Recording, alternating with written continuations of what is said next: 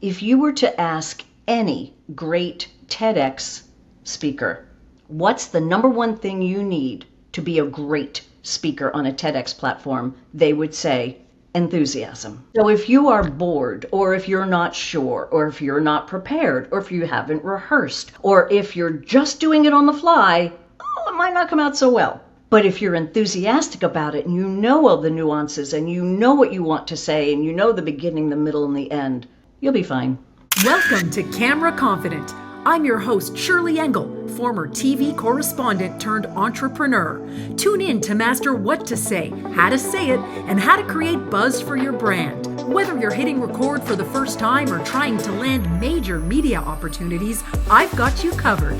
Get ready to crush it on video or stage, attract more clients, and bring in more money so you can run your business and live your life your way.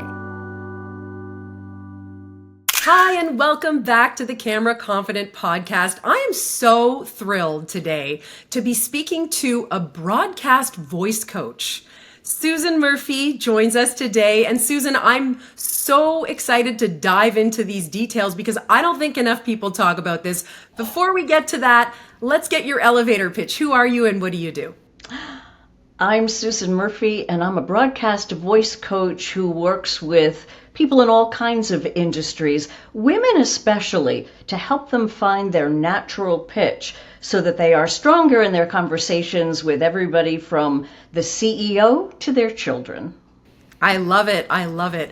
And a lot of our listeners and viewers are entrepreneurs, they're thought leaders, they're service-based businesses, and they've got a great story to tell, but they don't always hit the right notes when they're doing that. So I'm excited to talk to you all about how to get the most out of your voice and how to present really well. Before we do that, I'd love to just get a little more about your background because you've got a very interesting story, having, worked in the newsrooms of New York, traveled the world, public broadcasting. Tell us a little bit about how you got to where you are today. Well, I was a communications major in college, and I thought I was going to be Jane Pauley. I was going to inherit the Today Show. It's a good thing that I didn't inherit the Today Show. We're all sleeping very well, thank you. But I got into TV news, got to New York by helping to start what was then the premier traffic reporting service for radio stations called Shadow Traffic. And that is how I got to know everybody in New York. So from there, I became a radio talk show host. Then I went to television. I had done television earlier in my career in West Palm Beach, Florida, but honestly didn't really like it. Radio is my first love. There is something about telling a story, using your voice, and illustrating a story with your voice that I just love. And I'll always tell my TV clients, I don't care how many pictures you have. I'm sorry, the voice is more important than those pictures. I've been a freelance voiceover artist, and I decided about 3 years ago that I really wanted to help some young reporters get better in their vocal skills because schools don't give any time to it almost. I had taught at Hofstra University in New York about 25 years ago. And yes, I did voice work, of course, with my students, but most universities don't. So I ran the idea past a news director friend of mine. He thought it was a great idea. I trained 2 of his reporters. He gave me a great recommendation. I went out on LinkedIn, presented myself as a voice coach expert because what I do, from singing lessons, voiceover lessons, and then just being 40 years in the business, I could really help young reporters sound as good as their stories looked. And since then, I have coached probably, it's over 100, maybe 120 young people, some of them not so young too, nurses and ministers and CFOs. I also work with them on really becoming a stronger communicator, whether it's in the boardroom or whether it's with your spouse or with your children. So I kind of combine the best of public speaking with what we do on television. And it's amazing how what I tell a television reporter can work for just about anybody. Mm-hmm. It's interesting. When I was in my TV reporting days, people used to tell me that I have my TV voice. Is that a thing? I don't know. I'm not aware of it, but maybe my voice gets a bit deeper when I do that. Is that a bad thing if you sound different on video or audio than in real life? Probably a lot of that is perception. When people think of a TV reporter or a TV anchor, we think back to the days where it was very, stentorially, and now the news, the Ron Burgundys of life, that the parodies that we all remember. And yes, some of that up through, say, the late 90s into the early 2000s was still around. And actually, I think some of the US network anchors have perpetuated that, and I don't think that's a good thing. The role of television anchors and reporters is rapidly changing, and that sort of voice doesn't cut it anymore. So if people think you have a TV voice, yes, you might be a little bit more bold, you might be a little bit more specific in how you say something, but a TV voice, that's probably what they have in their head. It probably isn't you. Okay. Whew. Why is your voice so important in storytelling? Voice is important because you want to keep people's attention. You want them to enjoy what they're listening to. You want them to be engaged with you. And if your voice is strident, if your pitch is too high and you speak too fast and you become a runaway train where you never take any pauses, and then by the time you're finished your speech, I can't even tell you what you talked about because you never took a breath. So there are lots of reasons speech is important in terms of not only getting people to listen to you, but it's also important to listen to others. I mean, this goes both ways. Being able to speak with your authentic, natural pitch is a great idea. And men, 98% of them get help in puberty from hormones and what have you, and their Adam's apples grow larger and their vocal cords grow larger. Girls, in puberty, nothing happens to our vocal Really, nothing? cords. Nothing at all? Nothing at all. Our vocal cords, women's vocal cords, are the size of a dime. A dime. Wow. And men's are about the size of a quarter, slightly elongated. It is amazing to me that the instrument with which we speak to the world is the size of a dime. And using those, well, it's not that you use the vocal cords, it's a whole production of what you use to make speech, but making sure your speech and breath are supported with air and energy that come up from your diaphragm. And then by the time it gets to your vocal cords, you want the sound to be bold and strong and powerful, unlike the Kardashian sisters, who, the vocal fry, and they just speak with no air coming up. I mean, that, for a while, that was very big in commercials, that vocal fry voice. Thank goodness that seems to have passed somewhat. But that was giving me a lot of work, actually. And that's just unsupported breath. So being able to speak clearly and beautifully, something you want in all phases of your life, and you want to be taken seriously, you want to become an authority in your workplace, you want to be emotionally secure with a partner, you want your children to focus on you when you go to speak with them, and vice versa. Yeah, and you're so focused on how you look and what the lighting is and how's your hair and your makeup, and Yep. all of those visual elements overtake the audio elements, but it is an audio visual medium, right? That's exactly So right. that's a huge part of it.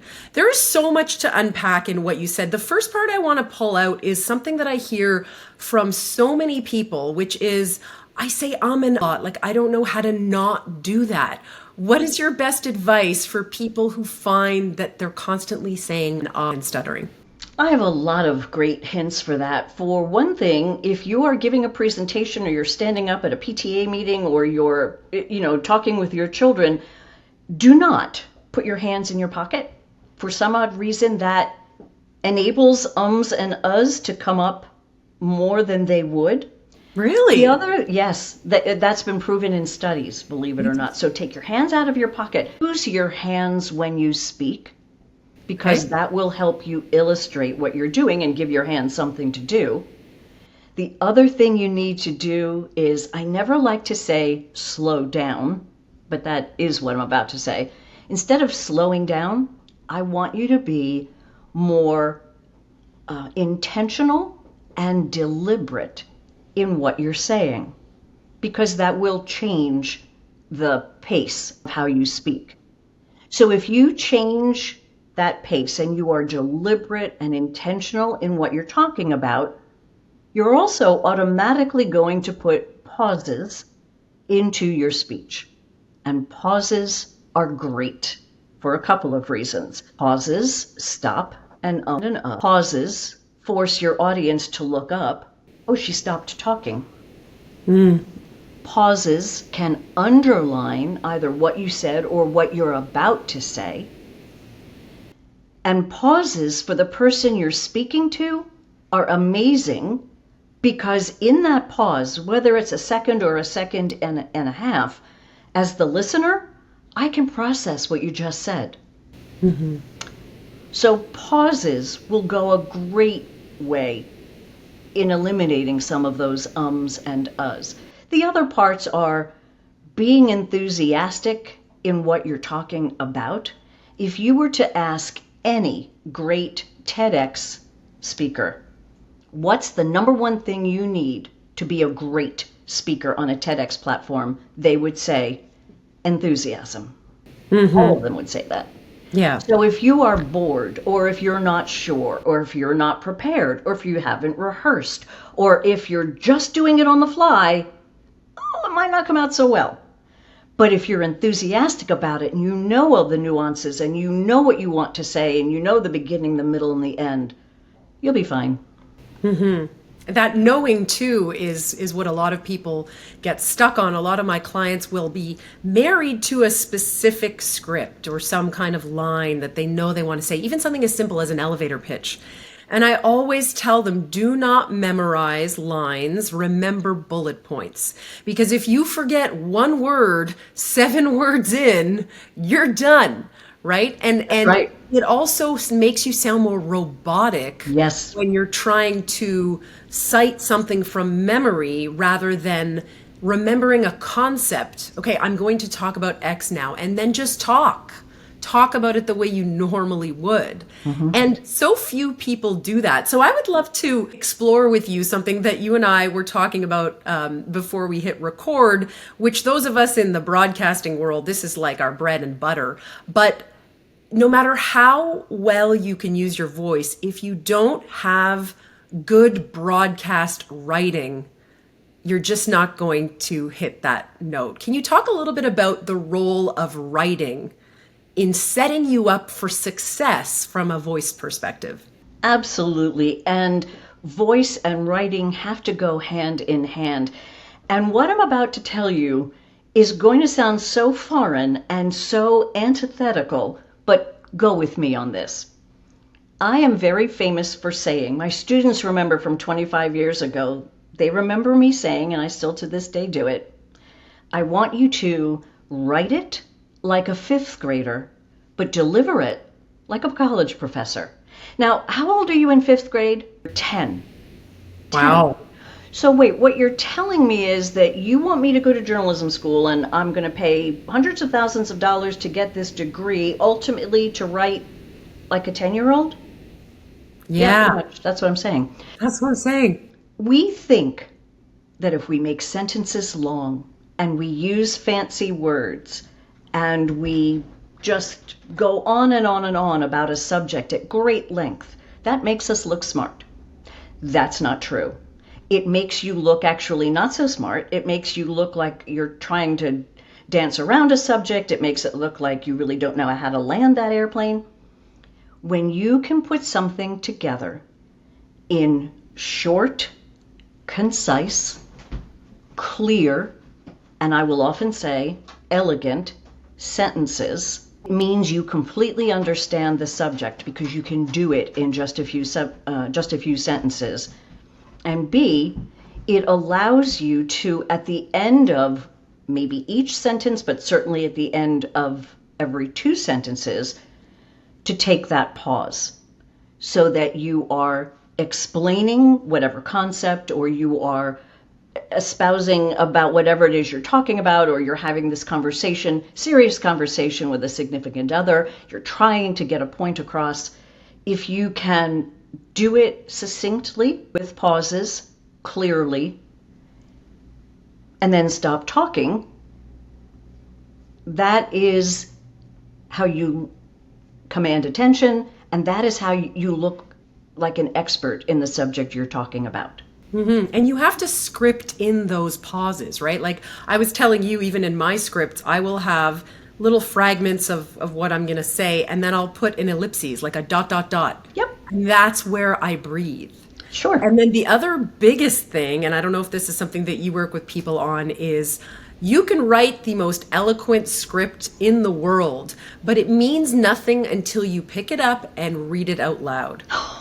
Because every single time, without fail, when I'm working with especially entrepreneurs on this, they'll trip on a couple of different words and they'll read it a few times. And if 2-3 times they're tripping over the same word, I'm like, get rid of the word. But that's a good word. Get rid of it. Get rid of it. It's tripping you up. And don't read it in your head. That doesn't count ever. Right. No. Read it out loud. Read it out loud. And then the other big thing too is emphasis. Yes. So how do you coach people on how to know which words to emphasize to ensure that the audience either gets the point or feels the emotion or whatever it is that you're trying to get across?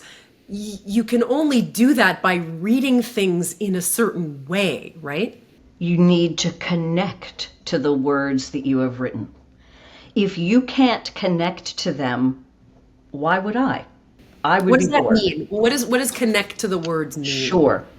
What that means is you need to take what you have written, believe in it, stand behind it, know it is correct, be enthusiastic about it, and as you are going to read the sentences you have prepared, if you are connecting not only to the words, but understanding that those words need to connect to the listener, then that should automatically dictate where the emphasis is.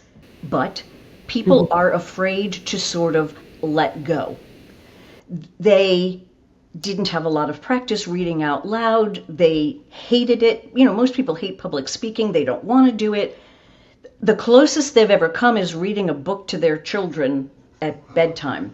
And that, by the way, is a great way to sort of exercise your vocal muscles, to see what sort of intonation you can come up with, what sort of voices you can come up with, how far your voice will stretch in either direction by reading a children's book out loud. And if you don't have children, do it to your dog or cat. They'll appreciate it just as much. I love that. Honest to goodness, read to the dog. You know, there are programs where schools bring first and second graders to animal shelters for them to read out loud to the dogs.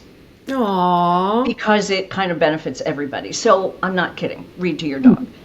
And a lot of people are afraid that they'll sound too dramatic. They'll sound silly. You're not going to believe me. Try it. You don't know until you try. You've really got to get out of your comfort zone in terms of connecting to the words you've written and then connecting to the person you're speaking them to. We voice actors have a thing called ABCing a line. So I'll say to a reporter, okay, you're having a little trouble really getting into this particular part of your script. We're going to take that second sentence and we're going to do it 3 times in a row. We're going to A, B, and C. And each time you do it, you have to change something in it. I don't care what you change. You have to change something. Go faster, be more dramatic, emphasize that word, don't emphasize this word, and then record it on your phone when you do this. And you'll pretty soon see, oh yeah, number 3, I really liked number 3, and you play them back to yourself. So a lot of people just don't know how far their voices will go in terms of delivering an interesting presentation or speech or impassioned plea to a spouse kind of thing. You have to get the emotion behind it, and you have to believe in those words and get it across to your listener.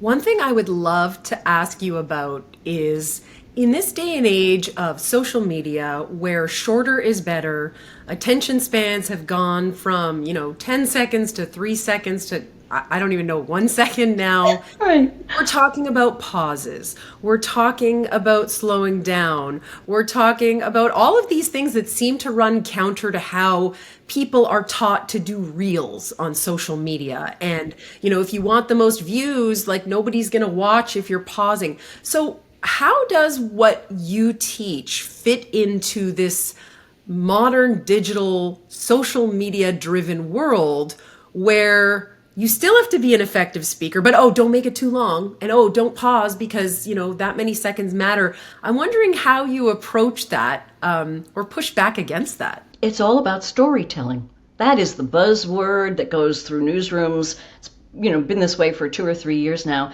And even in what you do and what you coach your clients to do, rather than give me sterile statistics or something that some scientist wrote, can you tell me a story about it? Can you connect to the human condition? What stands between you, me, and artificial intelligence? Our heartbeats. Artificial intelligence will never have a heartbeat.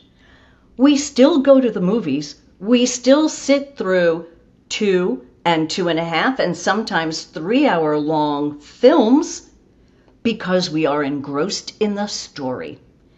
And that's what all of us need to do more of, is to connect in our presentations with a story. Yes, you may have to get across some, nuts and bolts, bread and butter, basic things. But if you can start with a story, if you can start by asking a question, if you can start by just pulling your listener in with some amazing, simple, but I call it head-turning fact, well, there you have your audience in the palm of your hand right there, and then your job is to keep them there. But at least you've got them there, and you have to do that with a really good open. You have to do that with a really good beginning. So it's all about the storytelling and human connection. And I was working with a group of women out in Los Angeles, and we were talking about elevator pitches. And one woman, she imported, I believe they were purses and bags made by indigenous women in India who put them together, and then they were sold, through her shop or whatever.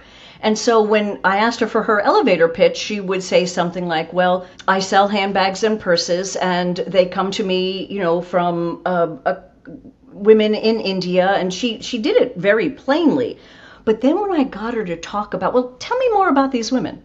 Tell me more about what they do and how they do it. And what we did was we crafted something that sounded more like, I help women in India support their families by creating these beautiful works of art, bags and handbags, that I can sell here in the United States. So you flipped it around completely. It's less about the bags and the commodity of the bags and more about the story that the bags tell and what you're supporting by buying one of these bags, right? Right. Because isn't that where the connection would be? Who cares that you import handbags from India?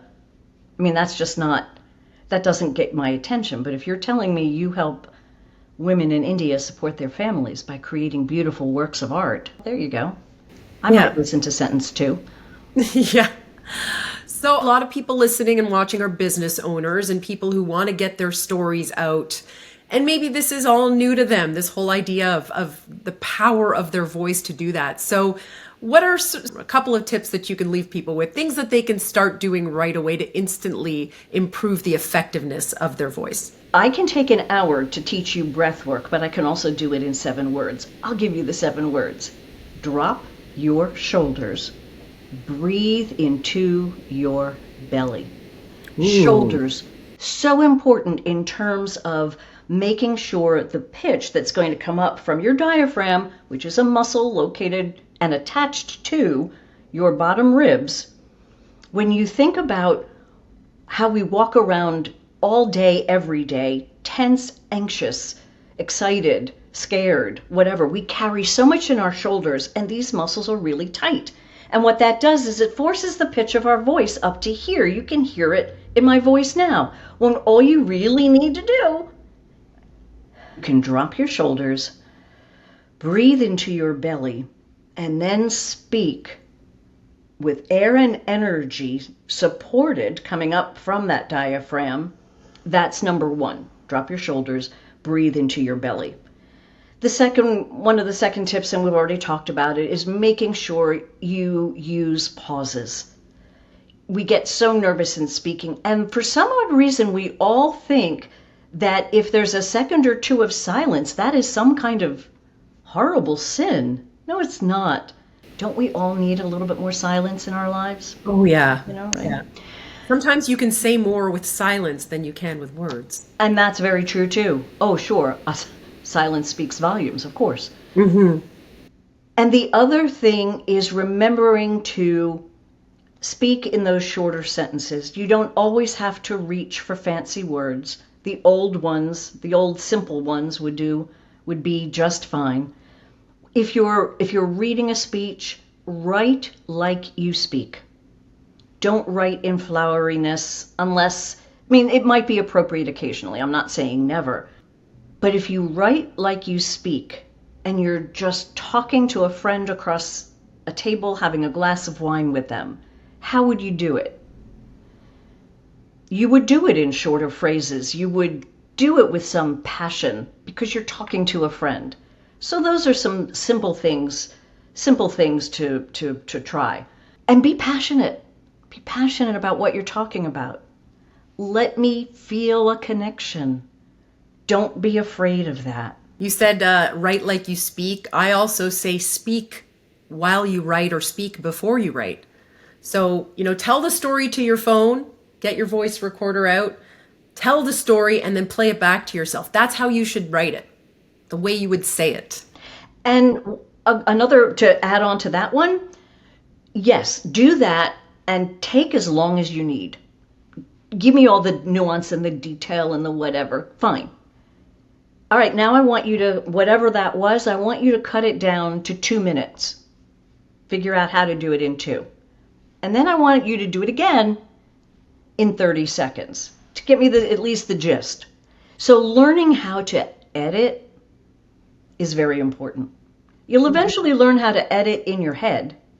But for right now, make it big, make it middle, make it small. A hack to do that too is there's lots of transcription AI that you can use, and you can plug it into ChatGPT and say, can you make a 2-minute version of this? Can you make a 30-second version of this? Of course, then don't go memorize what it says, but at least you'll see what it cut out. Because sometimes you're so close to what you're saying that you can't objectively, well, but that's important too, and that's important, and you're not necessarily objective about what can go. Like, what can go on the cutting room floor? What can be left there? I'm not a big fan. I know AI is going to overtake us all. I got that. But I'd like you to do it too. To do it in your own words. Yeah, like if you're really challenged in doing this. Because I know some people it can be really hard. Sure. And one thing that I always like to tell people is I don't want you to get stuck on the page. Especially when we talk about camera confidence and really honing that skill of communicating on screen. If you spend all your time worrying about what you're saying, you're kind of missing that part where when you're trying to deliver it, you're going to modify it on the fly. When you say it out loud, you'll be like, oh, does that really matter? That's a tangent. And that's also engaging our own senses, right? Because when we've written something, we're reading it. And then when we're saying it, even we're hearing it. And then you can actually get a lot more done in terms of editing yourself when you hear yourself say it than when you see it on a page and you're trying to cut a paragraph somewhere, for sure. And remember too, when you're on a stage, you have an audience. Make eye contact. Look around. Listen for their laughter. Listen for the applause if you get that. And then conversely, listen for the crickets. Notice if they're looking at their phones or if they've drifted off to sleep. And then you've got to do something to change course here if you're going to keep your audience together. But connect with the audience and don't be afraid of that, because if an audience has, even if they're forced to be in a room, like you're doing a meeting at work and they're forced to be there, they want you to succeed. Most of them are probably your friends. They want to get out of here in an hour or whatever it is. So they're rooting for you. They want this to be good. Allow yourself to take that in. Yeah, they are my friends. They're good. They're going to be fine when I give this presentation. And I want to ask you about this idea of, you've talked about being on a stage. The problem with being on camera is you're talking to a lens. So how do you advise people? What do you feed off of when there's nobody in the audience that you can see? excellent question. And very often people will say, oh, well, look into that camera lens and pretend you're talking to your grandmother. Talk to one person. Yeah, okay, that's fine. And if that works for you, great. But I have another hint. I don't want you to think of what's on the other side of the camera. I want you to think what's in you. Who are you here? And in terms of most people, reporters and anchors especially, you are two things in this speech. You are an expert and you are an educator. So both of those things require knowing your subject inside out, being passionate about it, but you are the expert and the educator. And you know this subject, this story, this idea forwards and backwards. And derive your confidence from that. Because I want to hear from the expert and I want to learn from the educator. I love this. So many great tips, Susan. If people want to get in touch or learn more, how do they find you? Well, I have a website and it's called Susan Murphy Vosot, VOSOT.com. And VOSOT is broadcast shorthand for voiceover sound on tape. Or I'm on LinkedIn as, Susan Murphy. And if you type in voice coach, I'll come right up. And I would love to help you become a better communicator, no matter what your professional aspirations are. Amazing. Well, Susan, thank you so much for your time. So many great tips, and we'll have to have you on again sometime. I would love to do that, Shirley. Thank you so much. Thanks for listening to Camera Confident. Help us grow by subscribing, liking, and sharing this podcast. And be sure to follow me on LinkedIn at Shirley Engel and on Instagram at b.camera.confident. See you next time.